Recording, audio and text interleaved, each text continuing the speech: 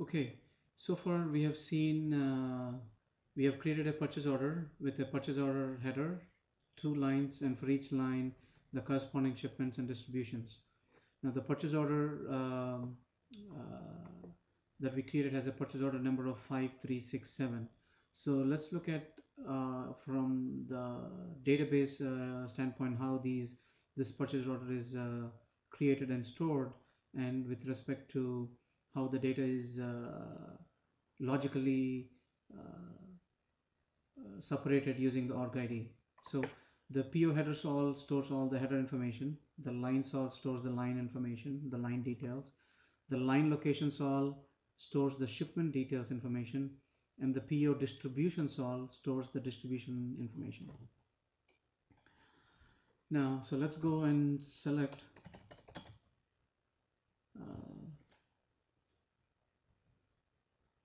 the PO header details from just a star from PO headers all, where now the PO header, what we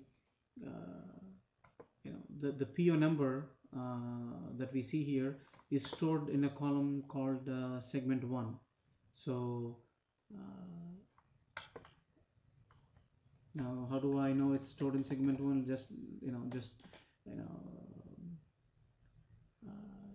That's where it is stored, and you kind of will know those kind of details as you work with the application as well. So here segment 1, let's say it's 55367. Let's try to query this. So that brings up the PO purchase order header that we created, and here the tool that I'm using here is a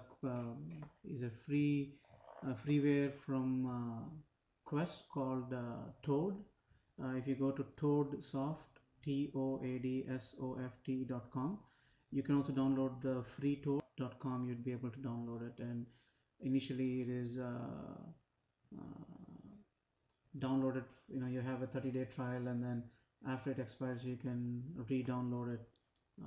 So okay, by clicking on this little single view record or the little open book item, it kind of opens up in a nice form type screen, which makes it easier for us to see. So here we have all these details. Now one of the things I do want to show you is so these are all the details. The vendor, so we see we stored the vendor, we selected the vendor called Office Supplies or Office Depot. Now in the back end or within the table, it is not it is just storing the corresponding ID, the vendor ID, and for that vendor it defaulted a vendor site. Again, instead of storing that vendor site name, it is actually storing the corresponding vendor site ID, referencing that foreign table, which is the PO vendor sites all table. Okay, and we have the ship to location, build to locations, same thing. All of them are stored as the corresponding IDs referencing the foreign key table, and the terms, it's terms ID again is referencing to the terms ID. And if you look at the terms table and query of 1003, we'll get what the PO terms are. Let's go down, and we have now here you see the org ID is set to 204, right? So, and we'll see how that kind of affects that in a bit.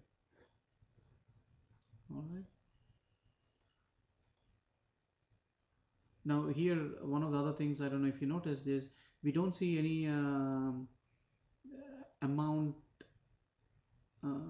column on this PO headers, but even though we see the total amount as 1500, but we don't see that value on the table. So what it explains is that the total amount that is there on the screen is a calculated field. It's basically a calculated field that is just displayed on the screen, but which gets updated on the fly and not really stored in the in the database. So now this table we are looking at is uh, the PO headers all table that is stored in the PO schema. So now if I go and do the same select statement, select star from PO headers where segment 1 is 5367. Now here by going to PO headers I'm trying to access the view that is defined in the app schema, right? And if I try to go and query it up, I would get no details because the view is restricting based on the org ID, and since we are accessing it from the SQL Plus, the org ID is not being set, right? So since the org ID is not set, the data we are not able to view the data. So here we see